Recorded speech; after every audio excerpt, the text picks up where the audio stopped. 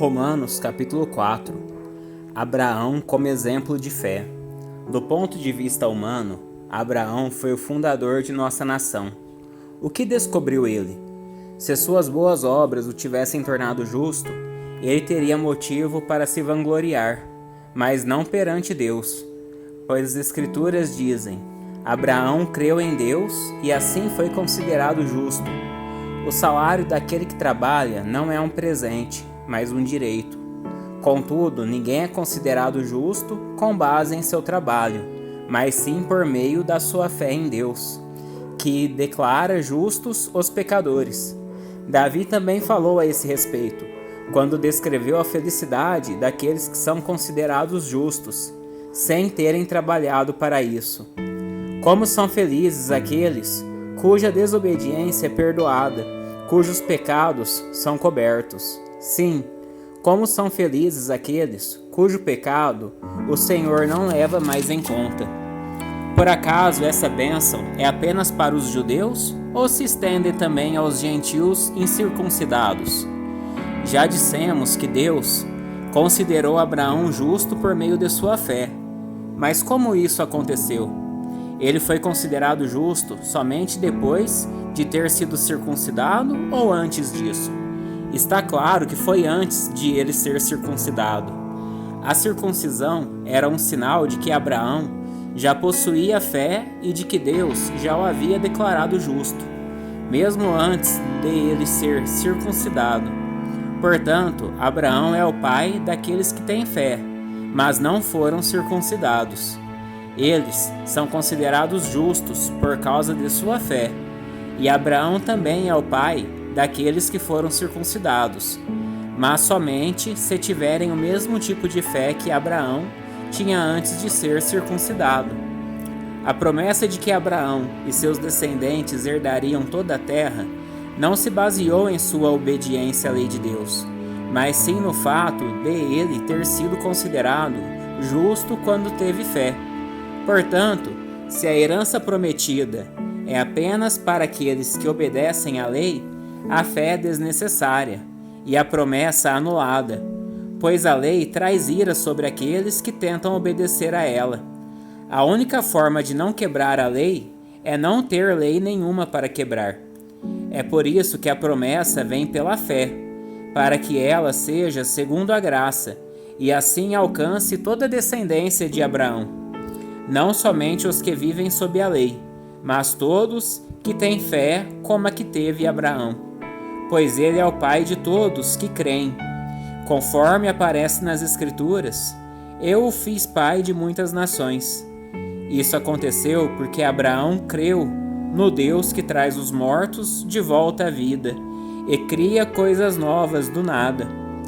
Mesmo quando não havia motivo para ter esperança, Abraão a manteve, crendo que se tornaria o pai de muitas nações, pois Deus lhe tinha dito: esse é o número de descendentes que você terá.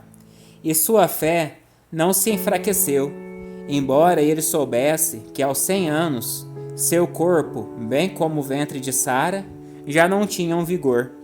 Em nenhum momento a fé de Abraão na promessa de Deus vacilou. Na verdade, ela se fortaleceu, e com isso ele deu glória a Deus. Abraão estava plenamente convicto de que Deus é poderoso para cumprir tudo que promete. Por isso, por sua fé, ele foi considerado justo. E quando Deus considerou Abraão justo, não o fez apenas para benefício dele. As Escrituras dizem que foi também para nosso benefício, pois elas garantem que também seremos considerados justos, por crermos naquele que ressuscitou dos mortos, a Jesus, nosso Senhor. Ele foi entregue à morte por causa de nossos pecados e foi ressuscitado para que fôssemos declarados justos diante de Deus. Romanos capítulo 4. A fé produz alegria. Portanto, uma vez que pela fé fomos declarados justos, temos paz com Deus por causa daquilo que Jesus Cristo, nosso Senhor, fez por nós. Foi por meio da fé que Cristo nos concedeu esta graça, que agora desfrutamos com segurança e alegria, pois temos a esperança de participar da glória de Deus. Também nos alegramos ao enfrentar dificuldades e provações, pois sabemos que contribuem para o desenvolvimento da perseverança. E a perseverança produz caráter aprovado. E o caráter aprovado fortalece nossa esperança. E essa esperança não nos decepcionará, pois sabemos quanto Deus nos ama, uma vez que Ele nos deu o Espírito Santo para nos encher o coração com seu amor. Quando estávamos completamente desamparados, Cristo veio na hora certa e morreu por nós, pecadores. É pouco provável que alguém morresse por um justo, embora talvez alguém se dispusesse a morrer por uma pessoa boa. Mas Deus nos prova seu grande amor ao enviar Cristo para morrer por nós, quando ainda éramos pecadores. E uma vez que fomos declarados justos por seu sangue, certamente seremos salvos da ira de Deus por meio dele. Pois se quando ainda éramos inimigos de Deus, nosso relacionamento com ele foi restaurado pela morte de seu Filho, agora que já estamos reconciliados, certamente seremos salvos por sua vida. Agora, portanto, podemos nos alegrar em Deus, com quem fomos reconciliados por meio de nosso Senhor Jesus Cristo. Quando Adão pecou, o pecado entrou no mundo, e com ele a morte, que se estendeu a todos, porque todos pecaram. É fato que as pessoas pecaram antes que a lei fosse concedida. Mas, por que ela não existia? Seus pecados não foram levados em conta. Mesmo assim, do tempo de Adão até o de Moisés, todos morreram, incluindo os que não desobedeceram a uma ordem explícita de Deus, como Adão desobedeceu. Na verdade, Adão é um símbolo, uma representação daquele que ainda haveria de vir. Mas há uma grande diferença entre o pecado de Adão e a dádiva de Deus, pois o pecado de um único homem trouxe morte para muitos. Ainda maior, porém, é a graça de Deus e sua dádiva, que veio sobre muitos, por meio do único homem, Jesus Cristo. E o resultado da dádiva de Deus é bem diferente do resultado do pecado de um único homem. Pois quando o pecado de Adão levou à condenação, a dádiva de Deus nos possibilita ser declarados justos diante dele. Apesar de nossos muitos pecados, a morte reinou sobre muitos por meio do pecado de um único homem. Ainda maior, porém, é a graça de Deus e sua dádiva de justiça, e todos que a recebem reinarão em vida por meio de um único homem, Jesus Cristo. É verdade que um só pecado de Adão trouxe condenação a todos, mas um só ato de justiça de Cristo removeu a culpa e trouxe vida a todos. Por causa da desobediência a Deus de uma só pessoa, muitos se tornaram pecadores, mas por causa da obediência de uma só pessoa a Deus, muitos serão declarados justos. A lei foi concedida para que todos percebessem a gravidade do pecado, mas à medida que o pecado aumentou, a graça se tornou ainda maior. Portanto, assim como o pecado reinou sobre todos e os levou à morte, agora reina a graça, que nos declara justos diante de Deus e resulta na vida eterna por meio de Jesus Cristo, nosso Senhor. Romanos capítulo 6. Libertos do poder do pecado. Pois bem, devemos continuar pecando para que Deus mostre cada vez mais sua graça? Claro que não. Uma vez que morremos para o pecado, como podemos continuar vivendo nele? Ou acaso se esqueceram de que quando fomos unidos a Cristo no batismo, nos unimos a Ele em sua morte? Pois pelo batismo morremos e fomos sepultados com Cristo. E assim como Ele foi ressuscitado dos mortos, pelo poder glorioso do Pai, agora nós também podemos viver uma nova vida. Uma vez que nossa união com Ele se assemelhou à sua morte, assim também nossa ressurreição será semelhante à dele. Sabemos que nossa velha natureza humana foi crucificada com Cristo, para que o pecado não tivesse mais poder sobre nossa vida, e dele deixássemos de ser escravos.